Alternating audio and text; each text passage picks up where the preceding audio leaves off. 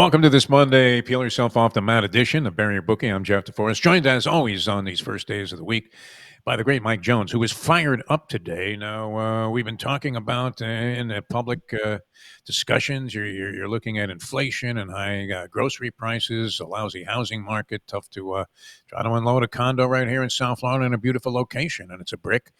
But I think if you're a fan of New York football teams right now, you're talking about deflation. And there was nobody more optimistic about his beloved New York football Giants. And when Mike Jones coming into the weekend, and of the games that loomed as being ugly, that was right up there at the top of the ugly fugly list.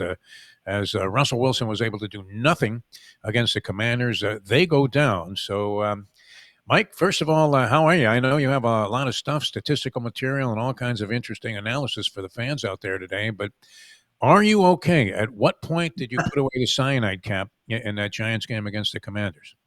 Early on, it was you started seeing that we were getting mashed up front, and I go back to the people that bet this stuff and do it. You always love the quarterbacks. Last night we saw two epic quarterback battle in Baltimore and Buffalo that I go down the annals as two guys that really play the position at a different level. But in the Giants case, this is all about winning the line of scrimmage. When you get down to these games, that's what you have to do. What I saw yesterday was the Miami Dolphins, the New York Giants, and the Detroit Lions struggled to win at the line of scrimmage. And that's where this all comes down to. And the Giants made a choice to bring back all the same offensive linemen that they had last year. We are now 3-18 without Andrew Thomas playing a full game in the last two seasons. I'd immediately, if I had known he wasn't playing, I probably would have laid off giving that bet out of the Giants +6 because he's just such an important cog of the back end. I didn't think Russell Wilson played bad. I thought he was under pressure. He had more hurries and pressure and sacks in over 50% of his pass plays. So when you're running back and running for your life, I don't care if you're Lamar Jackson, you're going to struggle. So I thought that's what the real problem was for the Giants. I thought Dexter Lawrence probably should have played a little bit in the preseason. He looked a little slow yesterday. We lose Micah McFadden to a leg injury earlier on in the game. It was just one of these things where the Giants just don't get off to good starts. It's another year of losing a game, 3 straight years of losing the game. We've been outscored like 65-6 in first halves of these games. You know, what are you going to do? Cack up and get ready for Dallas, as Bill Belger would say. We're on to Dallas. The survivor pools, the most obvious choices ended up winning outright. Mm-hmm. I don't know how scary it got. I guess if you were looking at the Denver Broncos and Tennessee Titans, there were moments there, especially after that fumble was recovered by Tennessee. Mm-hmm. They were down 8 at the time. Cam Ward, number 1 overall pick, chance to distinguish himself right away, and he does. This wasn't Bethune-Cookman that he was going against. It was sort of a highly regarded Denver Bronco team after what they did last year, and with Sean Payton at the helm. And he takes 2 hideous sacks at that point, and there goes your chance of scoring the upset there. Well, we did see a lot of games change in the final moments, including, remember, too, speaking of that Buffalo Ravens game, which was the marquee game, I think, and, of course, it was featured on a Sunday night. Ravens are up, 14, 15 points in the fourth. Yeah. You don't normally see them choke like that. No. I don't know if you could call it a straight-up choke. They ran those 3 very conservative plays to take the timeouts away from Buffalo with about 1:30 to go, and ended up going quickly 3 and out in that spot. Left Josh Allen enough time to make something happen. He gets the ball right around his own 20-yard line. Remember when he was erratic and everybody thought, well, you know what, he's a good quarterback and he has this sort of bravado about him that you really admire, and yet his accuracy came very, very much under scrutiny. Wow, he makes 2 passes in that drive that were absolutely spectacular. Yeah. And McDermott, who I've not always been a big fan of, makes some he or his offensive coordinator makes some very clever play calls, and they end up winning a ball game. That was a wild one, and you had many other stellar performances. Your former, I mean, you mentioned a Dolphin game. I mean, was that Burt Jones or Daniel Jones, quarterback? Yeah. God. 7 possessions with a score. First time ever, week 1. Huh. 7 straight possessions. He scored on every possession in the game. He got points on it. You can't explain it. I was having fun with my guys and my Giant guys on the thread saying, we got Russell Wilson who's 0 for 2, but Daniel Jones is 5 for 7 for 68 yards in the first game. And they're all telling me to shut up. You know, so it's like, you know, you're just watching this and you're thinking of Dolphins front 7, that would have been, you know, a challenge for him. And Tua looked rough. I mean, I was making texts out. Who's the first guy to go, Dable or McDaniel? That's going to be the big question. And I think Mike McDaniel's lost his team. And it's sad to say, but, I got I one think he's out. lost his mind. Did you see his post-game press Yeah, conference? yeah, My yeah, God. I yeah, mean, that was as weak a performance by a head coach following a yeah, loss of any type. This was a season-opening loss. And a guy who was usually quoting Nietzsche, Mike yeah, McDaniel, and giving you all of these philosophical gems and an approach, which I was rooting for the guy because I yeah. kind of liked that he wasn't some glass-eating machine Mm-hmm. spitting blood out like he was Bill Cowher or Dan Campbell. But after this ball game, did not give a good account of himself or a very encouraging message to make you think, oh well, that was just week one. Well, we'll turn this right around. I mean, he was Yeah, feeble after this ball game. So yeah, I yeah. don't know. That's an interesting race to follow. I don't know that Stephen Ross ever fires a coach in the middle of a season. Because I've said this forever that you would wish that Stephen Ross owned the business that you were working in, because Yeah, you could be the most devout, catastrophic failure, and he would pat you on the back and say, "We'll go get him next time." yeah. But yeah, so and you really think Dayball might get fired in mid-season? No, I mean, I know I don't. I'd like to. I'm just reacting emotionally as a fan and of what I saw in the first game. The prep, the offensive line. The key factor to this is, Jeff, we brought back all the same linemen from last year, Oh, clearly making a statement that it was the quarterback play, not the offensive line.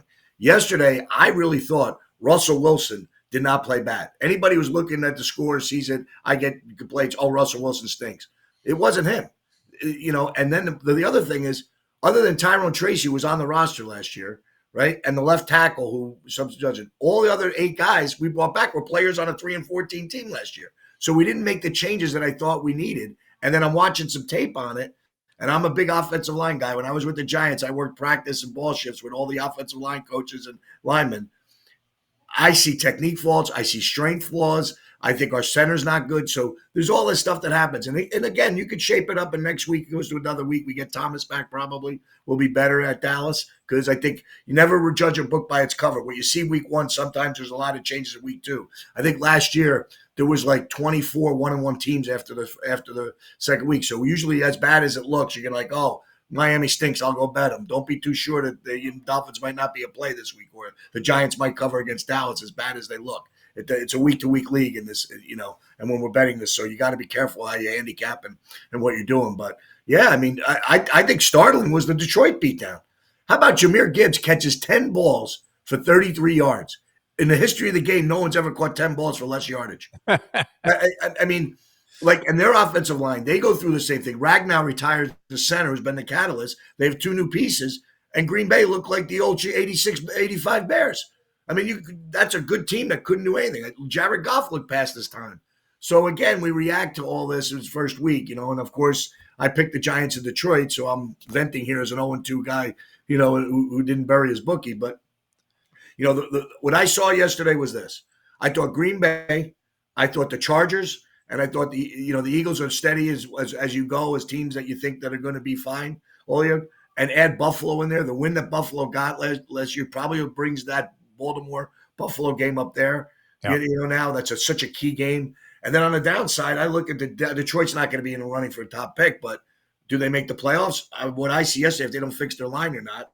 And I think Carolina, Giants, and Miami are going to be jockeying right now from what I saw for teams that are going to be looking at, a change in the franchise. Because if this doesn't get corrected on those 3 teams, Miami and Giants, especially what I saw, those they're going to have to figure it out. But we're going to go on to week 2. Yeah. Well, we definitely whiffed on one last week too. I mean, Sure. how do we not mention? Look to me, and I almost mentioned this when we were talking Thursday, that Jacksonville looked like a play Yes. for me. Yep. And I mean, they cover easily. They win by Yep. 60 points, and that just looked like Yep. almost an impossible spot for Yeah. you to go down in. I know things like that happen, but Yeah. it was interesting. All right, you had all kinds of great statistical material about the first week of the National Mhm. Football League, so I'll let you fire off some of the mathematics that the people might be able to make some judgments on. I mean, to me, the outside of the main thing you saw last night, the big story was Aaron Rodgers going into the Jets. The Jets give up Jets get over 500 yards of total offense against a vaunted Pittsburgh Steelers defense, and they win the shootout. I don't know if the Steelers win that game, and then that led to, since Ben Roethlisberger was a quarterback.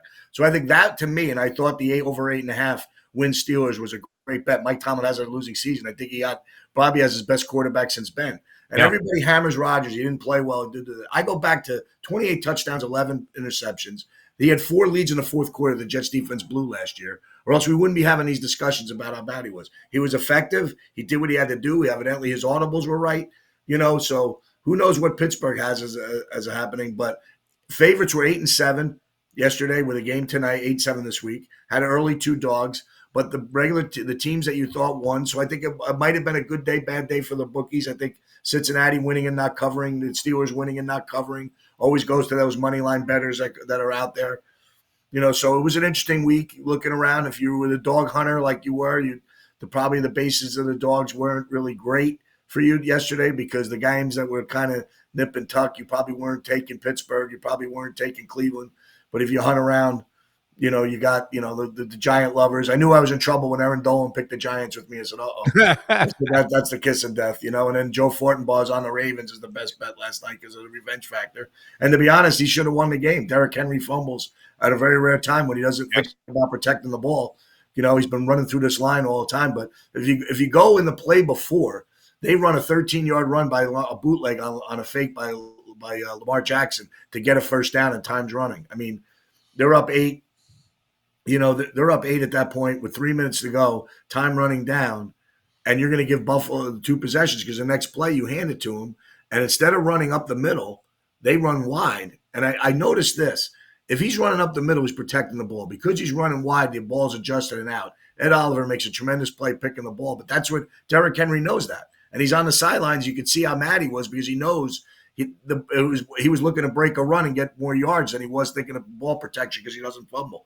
So I think these are the things when you're watching these games now and with time and how quick the offense is. I mean, not to bring one up, but I don't know if anybody saw this.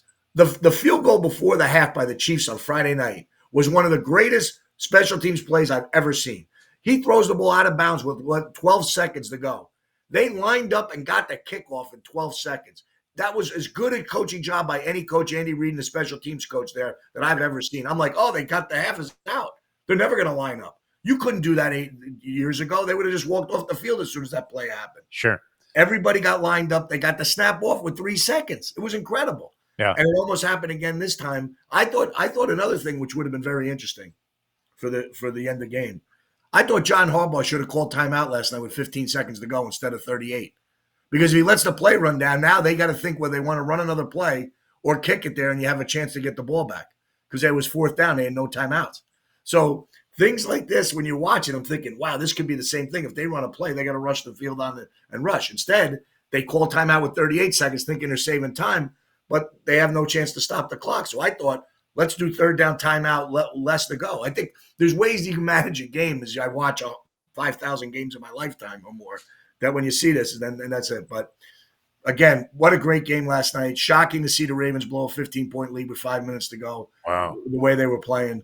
But hand it to Josh Allen. But again, I always look at this. They saved their timeouts. They didn't waste timeouts. If they don't have that 3rd timeout, they don't go. And I'm not a fan of calling timeouts early on to save yards, and especially in the second half. If you have a 2nd and 10 and you call timeout to save and delay a game, what's the difference between 2nd and 15 or 2nd and 10 at that point when you might need a timeout late in the game, especially when you're behind? So, it's crucial. Yeah, clock management, game management, such an art form if you have a really good head coach. And we on the college level, of course, have been watching here in South Florida Mario Cristobal, who I still see the stunned look on his face when he didn't realize that Notre Dame had another timeout in that ball game, and his clock management abysmal at best. All right, so favorites that didn't necessarily fare very well. Over-unders this weekend? Unders big. Unders won big, unlike the first week of preseason, which you talked about. The unders were a really big factor this week. Dallas went under. Depending on the line you got, the Chargers game went up to 47.5. So if you bought a half a point or whatever, you end up getting a push in that game. The 1 o'clock slates, the game that went over was the Jets, and in the 4 o'clock game, there wasn't any totals going over. So, the unders defense played well. And here's the story, Jeff. When you think about it, a lot of the frontline defensive players didn't play in the preseason. Yes. Now you get out, they're resting, and I think the tackling, which I saw, I thought the Green Bay Packers in Washington tackled tremendously. I think that is the one thing when you're watching these games. Watch how these teams tackle early. The better tackling teams are going to find success throughout the year. And Green Bay, I thought, was phenomenal yesterday. Yeah. And I think they got a jump start. The defense got a jump start with Micah Parsons coming in, even though he only played less than half the plays. It just seemed like just having him on that sidelines gave them a boost. They looked absolutely tremendous. Yeah, I mean, it's typical. And I thought the Chargers win to me with the way it happened was stunning. They didn't run the ball the way you thought. Justin Herbert made a lot more plays with his feet than you ever saw. They get Keenan Allen back. They look like a different team. You're thinking their left tackle is a problem. They moved Alt, the number one pick last year, over to left tackle, and they didn't lose a beat. I think the Chargers, the Raiders, stunning New England the way they did it. They get Pete Carroll in there, the old man. He comes down, go on the road, beat his ex-New England Patriots. Everybody high on the Patriots, Drake May. They get Geno Smith up there, make plays. I think they might have lost Brock Bowers. I don't know how significant the injury is. That would hold them back. But you got Max Crosby. Max Crosby is a leader, culture guy in the locker room, loves Vegas, loves what they're trying to do there. Be careful. Don't sleep on the Raiders out west. So now you have the Chiefs as the only team with a loss in the division. What could happen there? Denver's on the rise. Chargers look better, already have a win ahead of them. Raiders. So, yeah, a lot of different things you don't normally see week one of the NFL. Things will change around week two. I'll probably coming in with some teams that look bad and probably want to take them this week. I mean, another game for the people that early on. I love Baltimore, right? After their hard win, they're going to come out and play. Well, they're laying 12.5 in a division game against Cleveland. Cleveland probably should have won that game yesterday. Kicker missed a short field goal. Cleveland's defense is going to play them tough. Division game. Kind of don't like laying 12.5 in a division game this early on in the season. Well, and in general, too, the double digits is, a negative in terms of agreeing with our philosophy, which is never lay points if you can avoid it. And if you are going to go ahead and lay points, make sure it's a very small allotment because the double digits in the NFL is big. All right, we have a Monday night game tonight. One of great intrigue here because you had Ben Johnson. What we saw, maybe there was a huge differential with Dan Campbell and the Lions offense. Losing, there's always a lot of talk. Well, they lost the coordinators, and we've seen this go both ways, where two highly regarded coordinators, offense and defense, leave a team that wins a championship or whatever, and they come back the next year, and everybody's thinking they're going to be lousy because they don't respect the head coach. Happened with Sirianni and the Eagles, and now it's impacted the Lions. And we did see a differential with the Lions. Ben Johnson comes in, tries to straighten out Caleb Williams, who showed some signs with a Bears team that wasn't necessarily, I mean, this is a cliche to say this, as horrible as their record would have indicated last year. They lost a lot of one-score games. So some real devastating stuff happened to them. They're getting 1.5 at home tonight from the Minnesota Vikings. So what do you think about that one, Mike Jones? I think this is a very intriguing game for the fact J.J. McCarthy gets his first start. Yeah. Goes on the road to play a tough division game, team with a new face, with a facelift, 3 new offensive linemen, new head coach, new play caller. I mean, home dog Monday night would probably be my factor of looking at this. I probably lean toward the under a little bit. Minnesota's defense is top notch, and Chicago should be better. And I think the adjustment there could make me not be in love with the Bears, but I don't want to lay. I think a rookie first-time starter on the road as a favorite has got to be a whole negative. So I'm not in love with this game. Gun to my head, I would say take the Bears, but I like the under just for the sake of the fact that I think both quarterbacks might have a tendency to struggle in this position. Yeah, I mean, if you go back and you're just looking at last year and you say Vikings, Bears, your immediate knee-jerk reaction is, of course, Vikings because the Bears suck.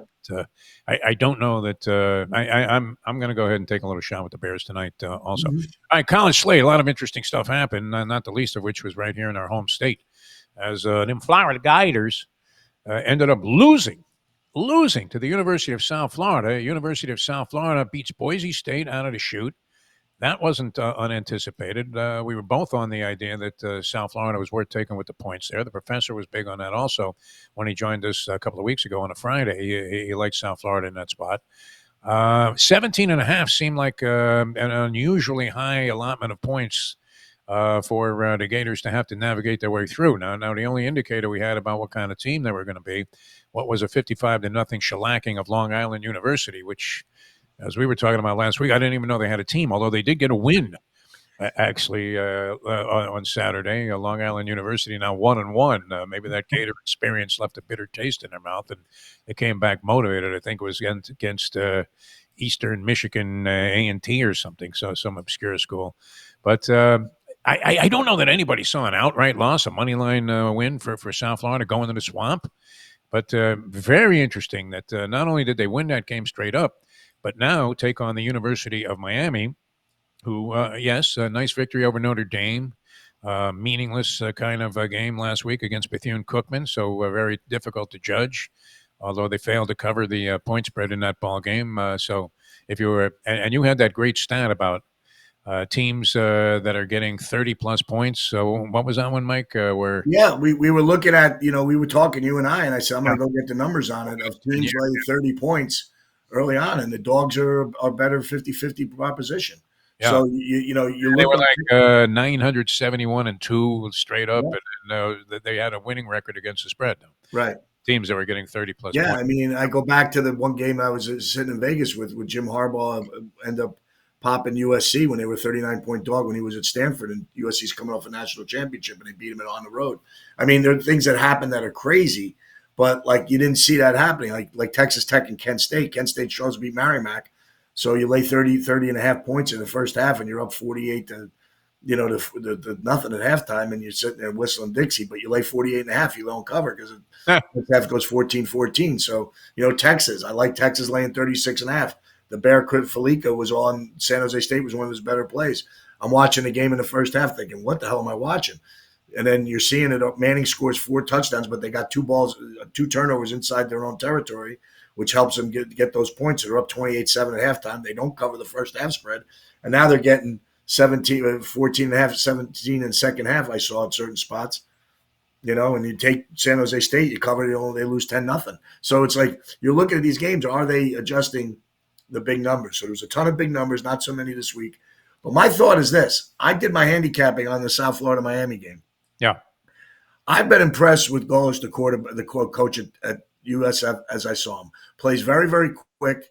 Thought he would get the players there. I think people are pouring a little money into the program. I want to know, and I don't know, and we can find this one out. Give me a team that's unranked, and unranked before the season starts, and starts off with three wins against ranked teams. If South Florida wins this game in Miami, they will be in the tournament.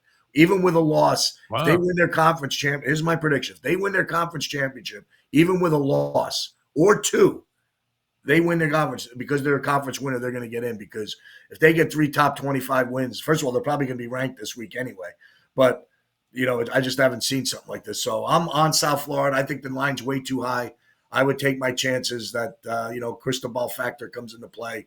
And if you get a back door, I don't think they get beat by 20. So I'm going to take my chances and say, I thought the line should have been around 10.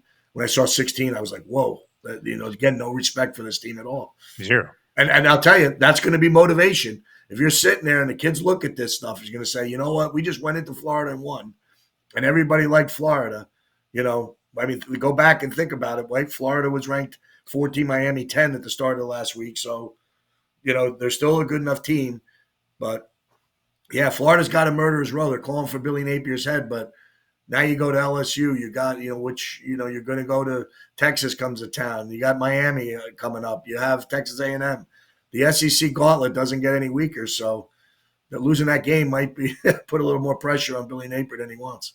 Yeah, 2 curious games upcoming for the University of Miami. Of course, we have to see this effort against South Florida before you can make any kind of definitive judgment about what they're going to do when the Gators come to town in a couple of weeks. But I was also surprised to see 16 and a half. As for South Florida, getting virtually 0 respect from the odds makers after being extremely impressive. I know no matter what, the Swamp is not an easy place to win. No matter how much you think that the quarterback there is overrated and inconsistent. They had just put up 55 points on what appeared to be an inept patsy of a team in Long Island University, who, as we said, we didn't even know they had a football team. And so that was nothing to use as a barometer. But to see them losing straight up and having South Florida have the gumption to go in there and it looked like they were going to win the game earlier, and then they gave up a late score, and they come back and rally. And who's Grammatica the son of? Is it Martine or Martine, yes. The old Tampa Bay kicker. Yep. Yeah, because there were two Grammaticas that played in the National Football League, but Sure. you were thinking this guy was going to come through in that spot. Now you were just hoping that he didn't do that goofy celebration. And Uh, blew his knee out like Billy Grammatica did. yeah, yeah. I mean, In New York, no start, less, at Giant Stadium. I remember that well. yeah, that was pretty comical. Yeah. All right, anything about the college games over the weekend that you saw that we might be able to use this week, and anything that attracts your attention right away besides the South Florida game? Well, I got one wrong. Let's talk about all our missteps. Michigan. I thought Michigan I would give a better effort going in there. I thought Mateer looked like the He looked player everybody thought was going to recruit. I thought Oklahoma did well defensively. The big factor to me watching what I saw was Michigan's offensive line really struggled. And I thought when I watching that early on that was going to be the problem. Oklahoma came out there, was getting defensive penetration. They struggled to run the ball. Take away that 75-yard pass, that run, and start the second half. You don't know really where, they were getting their runs. And I thought Underwood, okay, nothing great. The hype was there. You pay a guy $12 million, freshman quarterback. I think he's going to get through this. But I think, again, these are the tough scheduled games for these young guys we talk about going on the road, playing these games early on in their career, which you have to do. But there's something to said about having these games that are easy to play early on. And South Florida's getting away with it because they're playing a tough schedule. But, maybe Texas, and Michigan might have made mistakes here playing these tough games on the road right away. But I guess you have to schedule them. That's what the college football wants. But I thought Oklahoma was very impressive. To go to Temple this week, laying 24.5. Early motion jump. You got to think Oklahoma win. Temple had a big win. Sometimes laying 24.5 on the road after having game day at your place might be a little bit of a letdown. You might get the win, but not a cover. So, looking at that game, I did take a hard look at South Florida. But there's one game that kind of intrigues me. I love that. It kind of intrigues me right away. So yeah. Clemson gets popped. Clemson gets popped at home by LSU. A little bit kind of pushed around. They're down 16-0 to Troy. Troy. The storm West, comes. Troy, the school. Unbelievable. The storm comes. There's half the crowd's in there because of the lightning, and they're leaving. They bounce back in the second half and show their true colors. Don't cover, laying 31. You lose on a teaser. You lose on a cover. Win by 11. Now they go to a really, really tough team that plays hard in the trenches at Georgia Tech, and they're laying 4. Yeah. Might want to grab the 4 there, just thinking, say, let's see if my prediction holds true that Clemson doesn't make the playoff. A loss in this spot to Georgia Tech would put them really on the ropes to get in. Can't lose another game. 3 losses to Clemson teams not going anywhere. So I'm kind of looking at that game this week as a live dog, home dog, that Georgia Tech can go in there and then play Clemson tough. So we'll see how this comes out. Kublik struggled a little bit, but played better in the second half. I love the kid, but that's a game I'm going to be looking at. Don't know if I'm going to pick it yet, but we're going to study that one, dig in hard. Nothing more fun than sitting in a sports book, and in particular with this Gators South Florida game. And you're on the taking a spot there with South Florida and the points, but of course a little taste on the money line. Oh. Field goal goes through, and you're sitting swarmed, surrounded by Gator fans, and you just let out a big, blood-curdling scream, "Money line!" And you're off to the window to collect at a substantial profit. All right, baseball races. We're in September, Mike. We have a slate of baseball games tonight. And I don't know how you feel about the races in general. You got the Dodgers, the Padres a game apart after both of them were stumbling, bumbling, mumbling. And now 1 game separation National League West. Houston has been fairly steady, but 2 and a hookup on Cal Raleigh and the Seattle Mariners in that divisional race. And the other tight one that looked like it was going to be Blowout City just a week or so ago.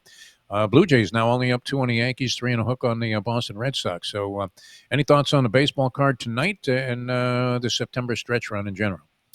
Well, tonight's baseball card has a little bit of a special feeling for me, as my friend's son was called up by the Phillies and might get a start because Trey Turner's hurt. Donovan Walton, who was with the Mets early on in the year and just missed a roster spot, was beaten out by Beatty and Acuna, and ended up having a good year in the minors, popped about 13, 14 home runs, and then he got traded midseason to the Phillies and was hitting over 350 with the Phillies.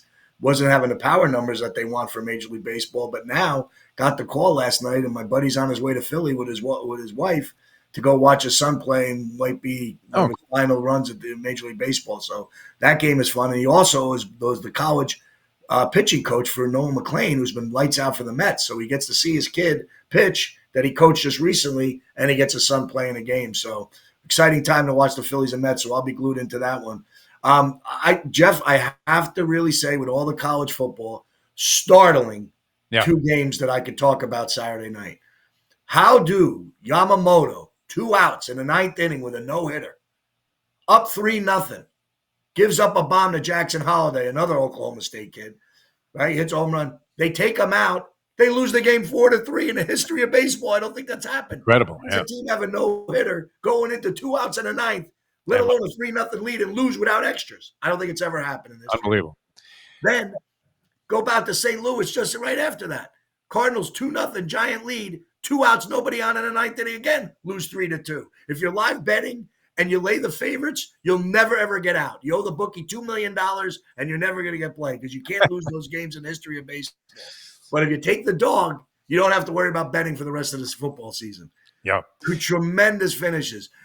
Closers are all psychological. They all can throw at 100. They all have the pitches.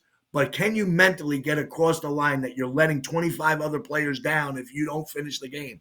And I think that's the hard thing. We're seeing so many more blown saves than ever before. And I wonder if it's more of a psychological effect than it is the actual pitcher. Because Lee Smith, Bruce Sutter, Goose Gossage, you never saw these guys blow saves like they're blowing today. Jeff Reardon, all the great John Smoltz. These guys that close games and set records. You always at the 8th inning, you go to the 9th, the game's over. You're all home safe. Not anymore. No.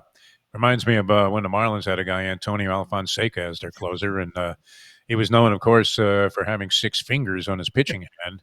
Legitimately, 6 digits there. And routinely he'd come in, load the bases with nobody out, and then somehow come back and close out the game. We saw that with the Mets where they loaded the bases, nobody out, and had a 1-run lead and managed to hang on in a game over the weekend as well. So I was hoping today, just one final thing, I was hoping today that your session here on the show would either originate from the state of Texas or Missouri.